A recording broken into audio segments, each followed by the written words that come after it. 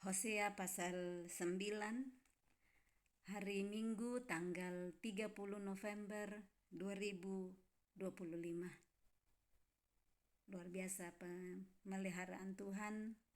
Sudah hari terakhir lagi kita berada di bulan November pada hari ini. Semua hanya karena anugerah Tuhan masih memberikan kita kesempatan untuk hidup, nafas kehidupan untuk mengerjakan rencananya di dalam kehidupan kita masing-masing. Kita baca Hosea pasal 9 hari ini. Tidak akan ada sukacita dalam pembuangan. Janganlah bersukacita, hai Israel. Janganlah bersorak-sorak seperti bangsa-bangsa, sebab engkau telah bersinah dengan meninggalkan Allahmu. Engkau telah mencintai upah sundal di segala tempat pengirikan gandum. Tempat pengirikan gandum dan tempat pemerasan anggur tidak akan memberi mereka makan, dan anggur akan mengecewakan mereka. Ini tema di perikop di pembacaan Hosea pasal 9 ini, tidak ada sukacita dalam pembuangan. Nah, kalau di pembuangan artinya tidak berada di tempat yang sebenarnya, bukan di rumah sendiri.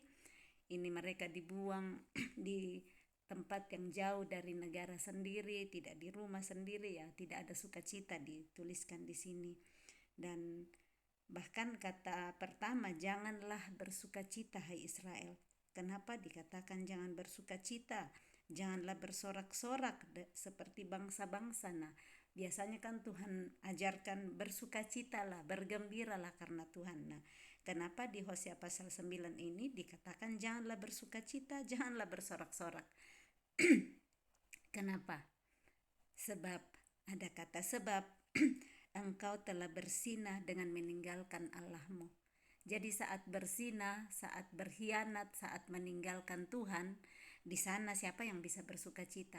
Kita bisa bersukacita saat kita setia kepada Tuhan, karena Tuhan sangat menyukai kesetiaan, kasih setia yang Dia utamakan, bukan persembahan-persembahan atau segala bentuk korban sembelihan, tetapi Tuhan mencintai dan menyukai kasih setia. Nah, jadi Dia bilang jangan bersukacita dan jangan bersorak-sorak, sebab bangsa Israel yang telah bersinah dan meninggalkan Allahnya.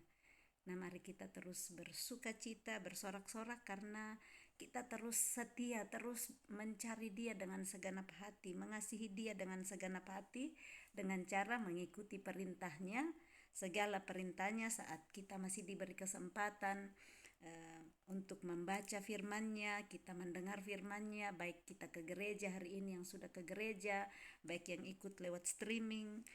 Itu satu anugerah besar. Kita sudah menyelesaikan hari ini, akan menyelesaikan bulan November dan akan masuk lagi di tanggal 1 Desember 2025. Waktu begitu cepat berlalu, bagaimana sepanjang 11 bulan kita sudah terus-menerus bersama-sama setiap hari mencari kebenaran firman Tuhan. Tujuannya adalah bagaimana supaya kita tidak melupakan apa yang Tuhan mau, yang Tuhan kehendaki. Karena bisa sekali dengan banyaknya ujian-ujian dalam kehidupan kita, kita bisa berbalik, kita lupa apa yang Tuhan ajarkan.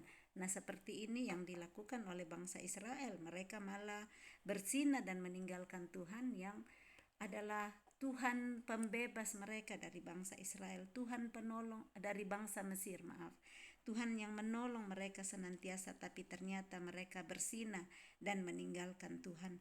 Yang lebih mencintai upah sundal, dikatakan di sini upah sundal di segala tempat pengirikan gandum. Bersundal dalam hal ini adalah karena mereka mengkhianat kepada Tuhan, dan mereka pergi kepada ilah-ilah, kepada dewa-dewa kesuburan yang mereka percayai. Dan di sini Tuhan bilang tempat pengirikan gandum dan tempat pemerasan anggur tidak akan memberi mereka makan. Nah, Padahal tempat pengirikan gandum di situ tempatnya ada gandum yang dihasilkan, pemerasan anggur ada anggur yang dihasilkan, tetapi dikatakan tidak akan memberi makan dan anggur akan mengecewakan. Jadi mau berusaha apapun tetapi tidak ada penyertaan Tuhan di sana, tidak ada hasil yang didapatkan. Mungkin kelihatannya berhasil, kaya raya, tetapi tidak ada sukacita dan damai sejahtera menikmati hasil-hasil yang didapatkan. Tetapi saat bergantung kepada Tuhan, mungkin hasilnya tidak sebanyak yang dipikirkan, tetapi ada setiap hari makanan yang secukupnya. Kata doa yang Tuhan Yesus ajarkan, berikanlah kepada kami makanan kami yang secukupnya pada hari ini. Jadi ada terus yang tercukupi akan membuat kita bersukacita dan bersorak-sorak. Tidak harus berlimpah-limpah sampai busuk-busuk, tetapi cukup setiap hari dan hati terus bersukacita kepada Tuhan. Ayat 3, mereka tidak akan tetap diam di tanah Tuhan, tetapi Efraim harus kembali ke Mesir, dan di Asyur mereka akan memakan makanan najis. Mereka tidak akan mempersembahkan korban curahan anggur kepada Tuhan, dan korban-korban sembelihan mereka tidak akan menyenangkan hatinya. Jadi sekalipun ada korban sembelihan, mereka berikan banyak korban kepada Tuhan, tetapi dikatakan tidak akan menyenangkan hati Tuhan. Sama saja ya, kalau kita kasih banyak, mungkin kita kasih kepada orang banyak, tetapi orang yang terima tidak senang. Kenapa? Karena tidak diberikan dengan sukacita, tidak dengan rela hati. Dan yang seperti ini korban sembelihan orang Israel saat itu ya karena korban sembelihan di mana mereka sudah bersinah meninggalkan Tuhan. Mau berteriak-teriak masih panggil Tuhan ya, seperti di Hosea pasal 8 sebelumnya yang kita baca ayat 2, kepadaku mereka berseru-seru, ya Allahku, kami Israel mengenal Engkau, tetapi mereka menolak yang baik, mereka menolak pengajaran Tuhan. Jadi seperti ini mereka masih memberikan korban sembelihan tetapi tidak menyenangkan hati Tuhan. Karena yang utama dari yang Tuhan utamakan adalah kasih setia. Aku menyukai kasih setia, kata firman-Nya, bukan korban sembelihan. Nah, kalau kita pikir cuma korban sembelihan sudah bisa menyenangkan hati Tuhan, tetapi kasih setia tidak ada, berpaling kepada ilah lain, menduakan Tuhan, tidak ada gunanya korban sembelihan yang diberikan kepada Dia. Roti mereka adalah seperti roti perkebunan. Semua orang yang memakannya akan menjadi najis. Sebab roti mereka adalah untuk dirinya sendiri, tidak boleh dibawa ke dalam rumah Tuhan. Apakah yang hendak kamu perbuat pada waktu pertemuan raya dan pada waktu hari raya Tuhan? Sebab walaupun mereka mengelakkan diri dari pemusnahan, Mesir akan mengumpulkan mereka, Memphis akan menguburkan mereka, rumput akan menutupi barang-barang perak mereka yang berharga, onak akan tumbuh dalam kemah-kemah mereka. Jadi ini Tuhan tekankan juga apa yang kamu perbuat pada waktu pertemuan raya, pada hari raya Tuhan, merayakan hari-hari raya, banyak pesta-pesta yang dilakukan, tetapi bukan untuk kemuliaan Tuhan. Mungkin untuk kemuliaan diri mereka sendiri, dapat puji-pujian, menyenangkan diri sendiri, tetapi bukan untuk kesenangan Tuhan. Jadi perayaan-perayaan hari raya pun Tuhan kecam di sini, apa yang hendak kamu perbuat pada waktu pertemuan raya, hari raya. Jadi baik semua yang kita lakukan benar-benar apa yang Tuhan kehendaki, jangan yang kita pikir Tuhan senangi. Jadi yang seperti tadi korban sembelihan, menurut perkiraan dan pertimbangan orang Israel, Tuhan akan senang korban sembelihan. Padahal Tuhan dengan jelas-jelas menuliskan sebelumnya, menyatakan sebelumnya di Hosea 8, Hosea 7 bahwa Hosea 6 ayat 6, sebab aku menyukai kasih setia dan bukan korban sembelihan, dan menyukai pengenalan akan Allah lebih daripada korban-korban bakaran. Nah, bagaimana mereka bisa merayakan hari raya Tuhan dengan benar kalau tidak mengenal apa yang Tuhan suka? Mempersembahkan banyak korban-korban bakaran, korban sembelihan pada hari raya, karena mereka tidak kenal Tuhan, dan itu malah tidak menyenangkan hati Tuhan. Tuhan bilang, aku tidak senang dengan korban bakarannya, tidak menyenangkan hatiku. Tapi saat kita kenal, ya kita akan memberikan apa yang Tuhan suka. Yang seperti ya mungkin kita punya teman dan kita pikir mau menyenangkan hatinya, diberikanlah, mungkin disajikanlah hidangan lobster yang besar-besar ya, lobster kan itu lobster mahal sekali, atau kepiting atau udang, padahal teman kita itu tidak suka makan seafood, tidak suka makan udang, tidak suka makan lobster atau kepiting, tetapi kita pikir menurut kita dia akan senang sekali kalau saya sediakan itu. Kenapa? Karena tidak mengenal.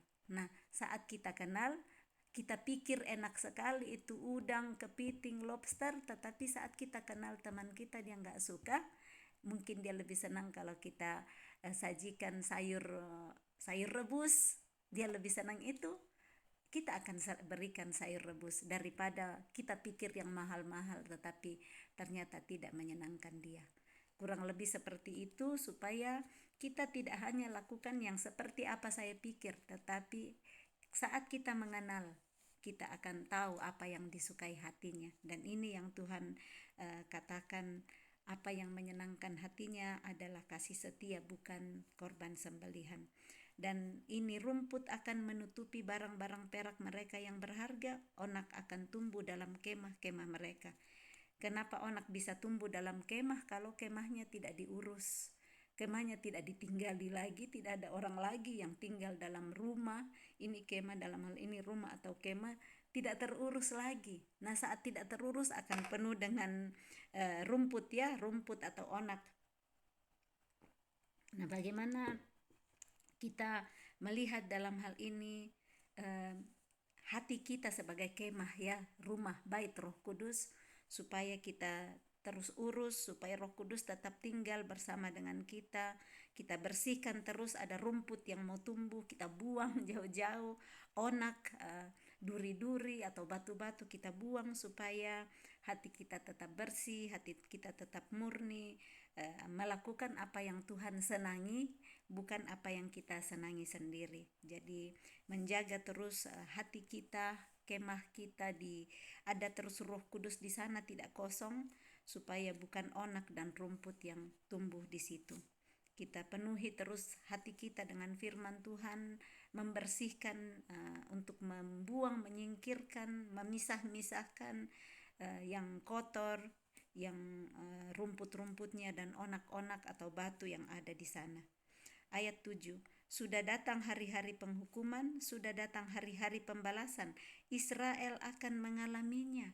Jadi ada hari penghukuman, ada hari pembalasan, dan di sini Israel akan mengalaminya. Tuhan mengasihi bangsa Israel, tetapi ada bagian-bagian pendisiplinan, hukuman Tuhan yang akibat dari apa yang mereka lakukan. Nabi adalah seorang pandir. Nah, nabi Tuhan yang tujuannya datang mengingatkan mereka, ini dalam hal ini Hosea, tetapi mereka melihat sebagai seorang pandir. Nah, saya cari apa kata arti pandir itu. Pandir artinya bodoh atau dungu. Jadi mereka melihat nabi Tuhan itu malah sebagai seorang yang bodoh. Padahal Tuhan mengirim nabi itu seperti ini, Nabi Hosea, untuk memperingatkan supaya mereka tidak semakin jauh jatuh di dalam pemberontakan, di dalam persinahan, di dalam menyembah dewa yang lain dan menduakan Tuhan. Orang yang penuh roh adalah orang gila. Nah, nabi itu dipenuhi roh Tuhan sampai mereka bisa berbagi, menceritakan, memberitahukan apa yang Tuhan sampaikan kepada mereka. Nah, karena dipenuhi roh itulah mereka bisa pergi menyampaikan apa firman Tuhan kepada Israel. Kita lihat bagaimana nabi-nabi Tuhan ya, kita sudah baca tentang Yehezkiel di sana, bagaimana Tuhan memberitahukan sebelum mereka sampaikan. Dan ini sekarang Hosea, tapi mereka malah mengatakan bahwa nabi adalah seorang pandir, seorang yang bodoh, dan bahkan nabi yang penuh roh dikatakan orang gila. Mereka tidak menghargai utusan-utusan Tuhan. Oleh karena besarnya kesalahanmu dan besarnya permusuhan, Efraim umat Allahku sedang mengintai nabi. Ini umat Allah sendiri, Efraim malah mengintai nabi, yang harusnya bersyukur kalau Tuhan taruh nabi di dalam hidup. Tuhan kirimkan nabi untuk menolong. Nabi itu utusan Tuhan yang menolong kita, memperingatkan dan menegur kita, menegur bangsa Israel supaya berbalik dari jalan-jalan yang salah. Tetapi malah mereka katakan orang gila, malah dikatakan orang bodoh. Dan mereka bahkan mengintai nabi-nabi. Jerat penangkap burung ada di sepanjang jalannya, permusuhan ada di rumah Allahnya. Jadi mereka malah melihat nabi Tuhan itu sebagai musuh. Busuk sangat perbuatan mereka seperti pada hari-hari Gibea. Ia akan mengingat kesalahan mereka dan akan menghukum dosa mereka. Kalau kita ingat yang sudah baca dulu tentang kisah di Gibea, mengingatkannya, saya baca sedikit untuk mengingatkan, itu ada di Hakim-Hakim 19, itu tentang kenapa ditulis di sini busuk sangat perbuatan mereka seperti pada hari-hari Gibea. Kenapa disebut busuk di sini seperti di Gibea? Nah, di Hakim-Hakim 19 ini menuliskan tentang perbuatan noda di Gibea, di mana pada saat itu Israel tidak ada raja, dan di balik pegunungan Efraim ada seorang Lewi yang tinggal di situ sebagai pendatang. Nah, seorang Lewi itu dari keturunan Harun ya, mempunyai seorang gundik. Jadi sudah ada istrinya tapi ambil lagi gundik, tapi gundiknya itu berlaku serong dan pergi dari dia, pulang kembali ke rumah ayahnya di Bethlehem Yehuda. Nah, dia pergi jemput ini gundiknya kembali untuk dibawa pulang, dan ceritanya kalau mau nanti baca sendiri itu kita bisa wow, ternyata ada gitu hal-hal yang sangat busuk yang disebut perbuatan noda ini di Gebea dulu. Dia pulang nanti mau balik kembali ke rumah ya, ke tempat tinggalnya di balik pegunungan Efraim, tetapi mereka singgah di Gibea untuk menginap. Dan di saat itulah orang-orang di Gibea yang durjana di sana, bagaimana mereka mau untuk meminta orang Lewi ini tadi untuk dibawa keluar dari rumah tempat mereka menginap ini. Ini orang-orang Dursila yang ada di kota Gibea sampai menggedor-gedor pintu, berteriak kepada orang tua pemilik rumah di Gibea itu untuk membawa keluar orang yang datang ke rumahnya. Kurang lebih kalau kita ingat kisah Sodom dan Gomora dulu ya, ada seperti ini, digedor-gedor rumahnya, diminta untuk dibawa keluar ini orang Lewi untuk mereka katakan supaya kami pakai dia. Hakim-Hakim 19 ayat 22 saya bacakan dulu sedikit. Tetapi sementara mereka menggembirakan hatinya, datanglah orang-orang kota itu, orang-orang Dursila mengepung rumah itu. Mereka menggedor-gedor pintu sambil berkata kepada orang tua pemilik rumah itu, bawalah keluar orang yang datang ke rumahmu itu supaya kami pakai dia. Ini kebejatan Dursila seperti kurang lebih di zaman Sodom dan Gomora dulu. Dan ini pemilik rumah di mana orang Lewi dan gundiknya itu dan hambanya menginap. Dia keluar dan bilang, tidak saudara, janganlah kiranya berbuat jahat, karena orang ini telah masuk ke rumahku, janganlah kamu berbuat noda. Jadi mereka sangat menghargai tamunya ya. Bahkan di sini kalau kita lihat di ayat 24 dikatakan, tetapi ada anakku perempuan yang masih perawan dan juga gundik orang itu, baiklah kubawa keduanya keluar, perkosalah mereka dan perbuatlah dengan mereka apa yang kamu pandang baik terhadap orang ini, jangan kamu berbuat noda. Ini yang kurang lebih dulu kita ingat bagaimana zaman Lot juga seperti itu ya, digedor-gedor pintu rumahnya oleh orang-orang Dursila dan malah menawarkan anaknya.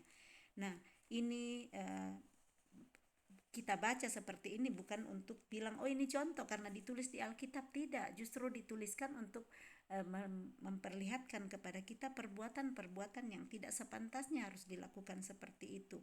Tetapi ini orang-orang Dursila di Gibea tidak mau mendengar perkataannya. Nah, di sini ayat 25 Hakim-Hakim 19 mengatakan, lalu orang Lewi itu menangkap gundiknya sendiri dia tangkap dan membawanya kepada mereka keluar. Jadi dia bawa gundiknya ini, orang Lewi itu sendiri tidak ada belas kasihan kepada gundiknya, malah dia tangkap dan dia bawa, dia serahkan kepada orang-orang Dursila untuk mereka bersetubuh di situ, kemudian mereka bersetubuh dengan perempuan itu, dan semalam-malaman itu mereka mempermainkannya sampai pagi. Barulah pada waktu fajar menyingsing mereka melepaskan perempuan itu. Nah, waktu ini pagi-pagi ini tuannya ini orang Lewi bangun mau berangkat kembali ke perjalanannya, didapatinya lah perempuan itu gundiknya mati di depan pintu.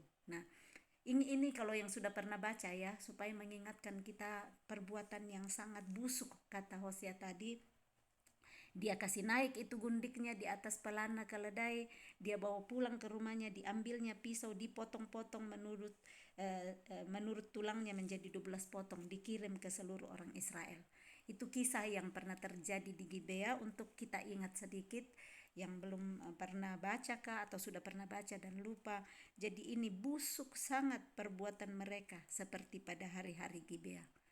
Perbuatan ini sudah orang dari suku Lewi tapi melakukan perbuatan itu, memotong-motong mayat gundiknya yang dia sendiri yang kasih kepada orang-orang Dursila, dan dia menyelamatkan dirinya sendiri. Jadi ada banyak di sini yang Tuhan mau supaya kita tidak egois, cuma mementingkan diri kita sendiri. Ini orang Lewi tadi dia lebih mementingkan dirinya, dia bahkan serahkan gundiknya kepada orang Dursila, diperlakukan dengan tidak baik dan bahkan sampai mati, dan dia sendiri yang potong. Ini yang di Hosea pasal 9 ayat 9 ini tuliskan lagi dengan kata busuk sangat perbuatan mereka seperti pada hari-hari Gibea, supaya pelajaran ini menolong kita untuk memberi perhatian, memberikan kasih kepada orang yang harusnya dilindungi ya, harusnya dia yang lindungi gundiknya, malah dia yang serahkan. Kita belajar dari bagaimana contoh Tuhan Yesus, orang Samaria yang mau melepaskan egonya, dia mau tolong orang yang dirampok di tengah jalan, dan supaya kita terus-menerus belajar untuk tidak egois dalam hidup kita, karena keegoisan di mana ada kata mementingkan diri sendiri, di situ terjadi berbagai-bagai perbuatan jahat. Nah, orang Lewi di Gibea mementingkan dirinya sendiri, orang-orang Dursila di Gibea mementingkan diri sendiri, dan terjadilah kisah ini gundik yang dipotong-potong menjadi 12 bagian, dikirim ke semua suku Israel. Ada kisah banyak di sana, kalau mau lebih ingat lagi kembali silahkan baca Hakim-Hakim 19-20, di situ kisah nantinya bagaimana suku di Gibea ini adalah suku Benyamin ya. Jadi Benyamin yang tinggal di sana. Ya, kita lanjut untuk mengingatkan saja tadi tentang kisah di Gibea. Akibat ketidaktaatan Israel. Ayat 10, seperti buah-buah anggur di padang gurun, aku mendapati Israel dahulu. Seperti buah sulung sebagai hasil pertama pohon ara, aku melihat nenek moyangmu. Tetapi mereka itu telah pergi kepada Baal Peor dan telah membaktikan diri kepada dewa keaiban, sehingga mereka menjadi kejijikan sama seperti apa yang mereka cintai itu. Jadi Tuhan melihat Israel dulu seperti buah anggur di padang gurun, buah sulung hasil pertama pohon ara. Dia mengasihi mereka, senang sekali melihat mereka. Aku melihat nenek moyangmu, tetapi mereka telah pergi kepada Baal Peor. Ini kisah dengan Bileam ya. Baal Peor itu ada kisah dengan Bileam yang diminta oleh Balak untuk mengutuki bangsa Israel. Ada banyak kisah yang diungkit kembali di Hosea ini, tapi saya tidak angkat semua kembali, tadi sudah dengan Gibea. Nah, ada Baal Peor lagi mengenai Bileam di situ, kalau mau cari ada di Bilangan ya, Bilangan 25. Di situ kita bisa lihat Bilangan 25 ayat 3. Di sana bisa cari tentang Baal Peor. Kemudian ayat 11, kemuliaan Efraim terbang seperti burung, tiada yang melahirkan, yang hamil dan yang mengandung. Jadi Efraim, Israel itu sudah diberi kemuliaan, tapi dikatakan terbang seperti burung, akan lepas dari tangan mereka. Tiada yang melahirkan, yang hamil dan yang mengandung. Sekalipun mereka membesarkan anak-anaknya, aku akan membuat mereka bulus sehingga tidak ada manusia lagi. Sungguh celakalah juga mereka pada waktu aku menjauh daripada mereka. Yang sangat celaka saat Tuhan menjauh. daripada mereka. Dan untuk hari ini baik kita terus berdoa, Tuhan jangan ambil rohmu daripadaku, jangan menjauh daripadaku. Ini Daud ya yang berdoa kepada Tuhan, Tuhan jangan ambil rohmu daripadaku. Biar roh Tuhan tetap nyaman tinggal dalam kemah kita. Tadi di ayat yang ke-6 kita sudah baca. Biar roh Tuhan tidak meninggalkan kita, tetapi dia tenang, dia senang tinggal dengan kita. Kita ajak dia ngobrol setiap hari. Kita tanya dia apa yang perlu kita lakukan, bagaimana kita mau berbicara. Seperti Lukas 12 ayat 12 kemarin ya. Pada saat itu juga roh Tuhan yang akan berbicara melalui mulut kita. Roh Tuhan kalau kita terus ajak berkomunikasi akan tetap nyaman tinggal, tetapi saat tidak pernah dihiraukan lagi, nah di sini dikatakan akan menjauh daripada mereka. Bangsa Israel yang sudah lebih mencintai dewa keaiban, mencintai dewa kesuburan, Baal, semua mereka berkhianat kepada Tuhan, sehingga dikatakan di sini celakalah juga mereka pada waktu aku menjauh daripada mereka. Kita berdoa supaya Tuhan jangan jauh daripada kita, supaya kita selalu dekat dengan Tuhan, karena hanya dekat Allah saja kita tenang. Daripadanya lah keselamatan kita. Keselamatan kita bukan dari harta benda kita, dari keluarga kita, dari sahabat kita, dari siapapun. Keselamatan kita tidak dapat. Keselamatan satu-satunya hanyalah daripada Dia. Saat kita mau menerima Yesus, mempercayai Roh Kudus, mempercayai Dia sebagai satu-satunya jalan dan kehidupan dan kebenaran, dan hanya kepada melalui Yesus saja kita bisa sampai kepada Bapa, supaya Dia tidak menjauh daripada kita. Nah, bagaimana supaya Tuhan tidak menjauh dari kita? Dekatkanlah diri kita. Mari kita mendekat kepada Dia, maka Dia akan mendekat kepada kita. Jadi Tuhan tidak pernah menjauh dari kita, kita saja yang menjauh daripada Dia. Nah, supaya terus-menerus dekat kepada Tuhan, mari kita terus mendekat kepada Dia. Yakobus 4 ayat 8 mengkonfirmasi tentang itu. Mari kita baca Yakobus 4 ayat 8. Mendekatlah kepada Allah dan Ia akan mendekat kepadamu. Mendekatlah kepada Allah dan Dia akan mendekat kepadamu. Bagaimana mendekat kepada Dia? Seperti yang kita lakukan setiap hari, rindu, lapar dan haus akan kebenarannya, membaca firman-Nya, karena Dia adalah firman itu sendiri. Tapi bukan cuma baca, selesaikan seluruh Alkitab dari Kejadian sampai Wahyu, ulang lagi Kejadian sampai Wahyu, ulang lagi, berulang-ulang, tapi tidak ada pengertian. Yang sanggup memberi kita pengertian satu-satunya hanya Roh Kudus. Saat kita cuma baca, yang penting baca selesai, ulang lagi, tapi tidak ngerti. Nah, yang seperti itu, mendengar tetapi tidak mengerti, melihat tapi tidak melihat, yang Yesus ajarkan. Jadi kita setiap hari saat baca firman Tuhan, mohon Roh Kudus memberi pengertian, mohon Roh Kudus mengajari supaya kita mengerti apa maksudnya dari firman-firman yang kita baca, dan bukan berhenti di mengerti tetapi melakukan proses ini bersamaan. Rindu mendekat kepada Tuhan dengan firman-Nya, karena firman-Nya adalah Dia sendiri, diberi pengertian oleh Roh Kudus, bukan cara pengertian kita sendiri, tapi Roh Kudus satu-satunya yang memberikan pengertian seperti yang dirindukan kepada kita masing-masing. Roh Kudus berbicara dengan cara yang berbeda. Kepada yang suka masak, Dia memberi pengertian melalui masakan-masakan. Kepada yang suka jahit, kepada yang suka teknologi, kepada yang suka mesin-mesin, banyak sekali Tuhan pakai cara berbicara untuk semakin mengenal Dia. Jadi supaya Tuhan tidak menjauh, mari kita terus yang dekatkan diri. Tuhan selalu ada siap untuk kita, tetapi kita harus mengambil bagian mendekatkan diri kepada Dia supaya Dia tidak jauh dari kita. Ayat 13, Efraim seperti yang aku lihat telah membuat anak-anaknya menjadi binatang perburuan. Efraim terpaksa menyerahkan anak-anaknya kepada si pembunuh. Berilah kepada mereka, ya Tuhan, apakah yang hendak Kau beri?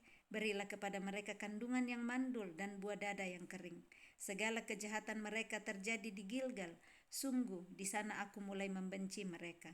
Oleh karena jahatnya perbuatan-perbuatan mereka, aku akan menghalau mereka dari rumahku. Aku tidak akan mengasihi mereka lagi. Semua pemuka mereka adalah pemberontak. Tuhan sampai berkata, oleh karena jahatnya perbuatan-perbuatan mereka, aku akan menghalau mereka dari rumahku. Dihalau artinya menjauh daripada Tuhan, ya. Tuhan jauh daripada umatnya saat sudah dihalau, disuruh keluar, ini dihalau, ini diusir dari rumahnya. Kenapa? Bukan karena Tuhan jahat, tetapi karena jahatnya perbuatan-perbuatan mereka. Jadi kadang kita bilang Tuhan jahat, padahal tidak melihat diri sendiri. Sayalah yang jahat, sayalah yang menjauh daripada Tuhan, sayalah yang bersalah kepada Tuhan, baru mau salah-salahkan Tuhan kalau dihalau dari rumahnya. Aku tidak akan mengasihi mereka lagi. Tuhan yang bilang ini, aku tidak akan mengasihi. Nah, padahal kita kenal Allah adalah Allah yang penuh kasih. Tapi kenapa sampai ada kalimat ini? Oleh karena jahatnya perbuatan mereka. Dan Tuhan berkata ini tidak mengasihi mereka lagi untuk memberikan pendisiplinan supaya mereka berbalik kembali. Tuhan selalu rindu untuk balik kembali, bukan untuk benar-benar menghancurkan, tetapi supaya umatnya berbalik kembali kepada Dia, meninggalkan perbuatan yang jahat supaya Tuhan mengasihi kembali. Ayat 16, Efraim telah dipukul, akarnya telah menjadi kering. Mereka tidak akan menghasilkan buah. Bahkan sekalipun mereka melahirkan anak, aku akan mematikan buah kandungannya yang berharga. Allahku akan membuang mereka sebab mereka tidak mendengarkan Dia. Maka mereka akan mengembara di antara bangsa-bangsa. Amin. Jadi Tuhan akan membuang mereka sebab mereka tidak mendengarkan Dia. Bagaimana supaya Allah tidak membuang? Bagaimana supaya Allah tidak menghalau? Semua adalah dengarkanlah Dia. Karena ini sebab mereka tidak mendengarkan Dia. Jadi jalan untuk tidak dibuang, jalan untuk tidak dihalau, jalan untuk tidak jauh dari Tuhan adalah mendengarkan Dia. Nah, bagaimana mendengarkan Dia? Melalui firman-Nya, karena Dia adalah firman itu sendiri. Kita dengarkan apa yang Dia katakan dan kita lakukan. Bukan cuma dengar dan mendengar berlalu begitu saja. Lakukan sekecil apapun hari ini yang bisa kita lakukan. Kita mau berbalik, kalau ada ilah-ilah di dalam hidup kita segera tinggalkan supaya Tuhan disenangkan hatinya. Karena kita mau mendengar suaranya dan kita mau melakukan perintahnya supaya kita disebut berbahagia. Kata Tuhan Yesus, ya, berbahagialah mereka yang mendengarkan firman Tuhan dan memeliharanya dan menaatinya. Selamat hari Minggu, Tuhan Yesus memberkati. Shalom.